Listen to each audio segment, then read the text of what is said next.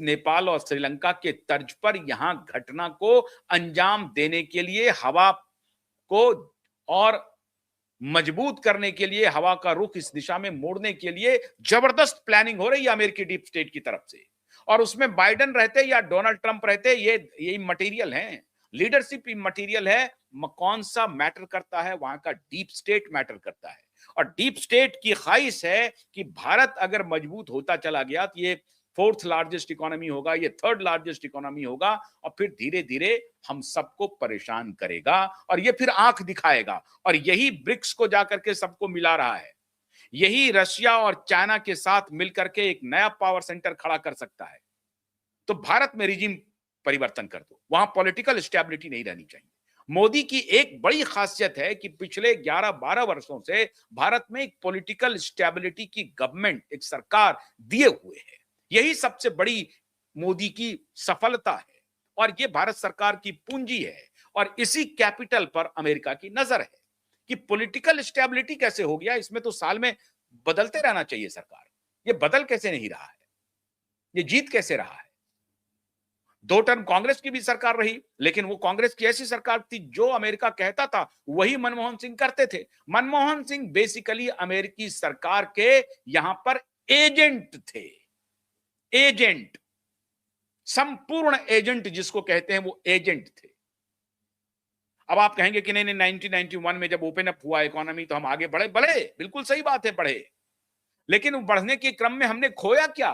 कल मैं मोहनदास पाई को सुन रहा था, मोहनदास पाई कह रहे थे अरे हमने ये कर दिया, वो कर दिया। अरे आपने क्या किया? आपने क्या किया? हमने इकोनॉमी मजबूत कर लिया। इकोनॉमी मजबूत, 25 साल के बाद हमारा जो सॉफ्टवेयर इंडस्ट्री है वो बैठने की कगार पे, आप अमेरिका के हाथों खेल रहे हैं। आउटसोर्सिंग के अलावा आपने किया क्या?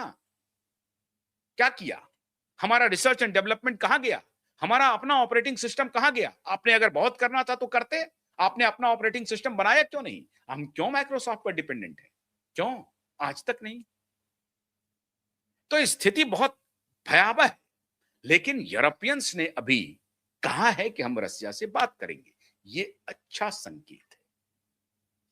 और अगर ये वॉरशिप उतर करके वॉर एक्सरसाइज समंदर में करना शुरू कर दिया तो कान खड़े होंगे। देखिए अमेरिका यही चाहता है।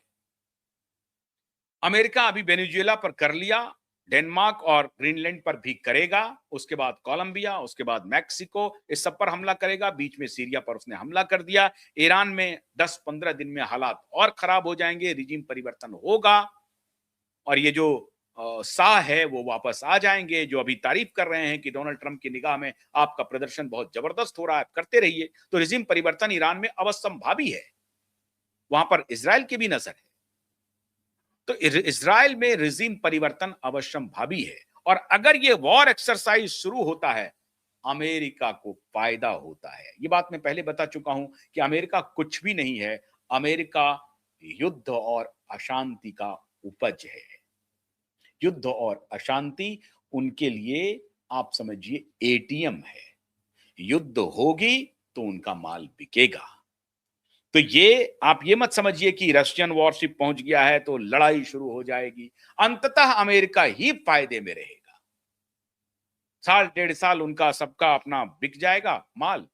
अमेरिकी जनता का के जेब से अमेरिकी ट्रेजरी पैसा निकालेगी और वो हथियार कंपनियों को देगी, लॉकहीड मार्टिन जैसे कंपनियों को पैसा देगी। यही ट्रंप का इरादा है।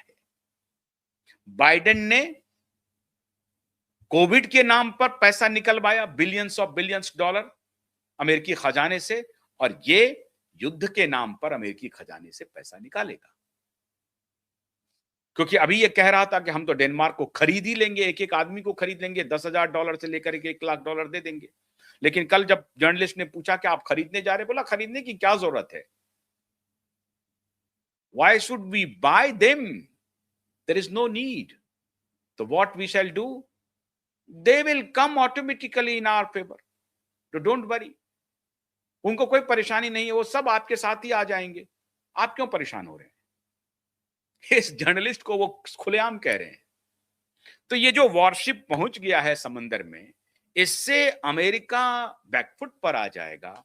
नहीं, और अमेरिका को लाभ होगा और चाहेगा कि रसिया वॉरशिप भेजे, चाइना वॉरशिप भेजे और जब युद्ध की स्थिति बनेगी, तो युद्ध चलते रहेगा। बीच में फिर आकर के आप शांत करिए, लोग परेशान हो रहे हैं।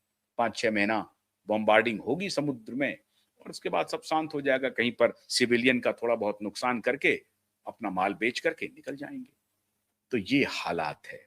समंदर में सेना उतरी तो ज़रूर है, लेकिन लाभ अमेरिका को ही अंततः होगा। भारत ठीक से चल रहा है, फूँक-फूँक कर कदम रख रहा है।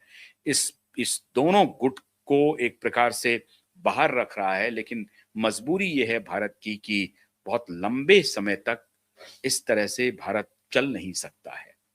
तो भारत का एक नेगोशिएशन भी जो बैक चैनल नेगोशिएशन है अमेरिका से, वो भी जारी है और दूसरी तरफ इनसे भी पूरा डिस्टेंट नहीं हो रहे हैं। एक लॉजिकल डिस्टेंस, एक रीज़नेबल डिस्टेंस रसिया और चाइना से बनाए हुए है। लेकिन बहुत दूर भी जाना इनके लिए खतरे से खाली नहीं है। क्योंकि अगर यूरोप नज़दीक आ रहा है रसिया, चाइना के और ऐसी परिस्थिति में भारत बैक ट्रैक कर जाए, पीछे आ जाए, तो फिर असंतुलन होगा। यूरोप की निगाह में होगा कि भारत भी यहाँ पर खड़ा रहेगा हमारे साथ, रसिया, चीन के साथ। तो वो ये सोच रहे होंगे, भारत को कुछ ऑफ़र करने के लिए है ही नहीं। क्या देंगे? बाकी जो इनका प्रोडक्ट है, वो इधर-उधर तो मैंने कहा ना कि मैन्युफैक्चरिंग स्टेट नहीं है भारत, ट्रेडिंग स्टेट बन कर के रह गया है। खैर सरकार अब इस दिशा में सोच रही होगी। हम उम्मीद करते हैं कि सरकार इस दिशा में सोचेगी भी। लेकिन कल जो सोमनाथ की यात्रा हुई, शायद मोदी भगवान भोले की आराधना के लिए गए थे कि शक्ति दीजिए, जो संहार करें शत्रु का। तो सोमनाथ की शक्ति लेकर के आएँगे और जो नए गजनी हैं, उसका विध्वंस करेंगे। इसकी कामना कीजिए, हम भी कर रहे हैं। बहुत-बहुत शुक्रिया। नमस्कार।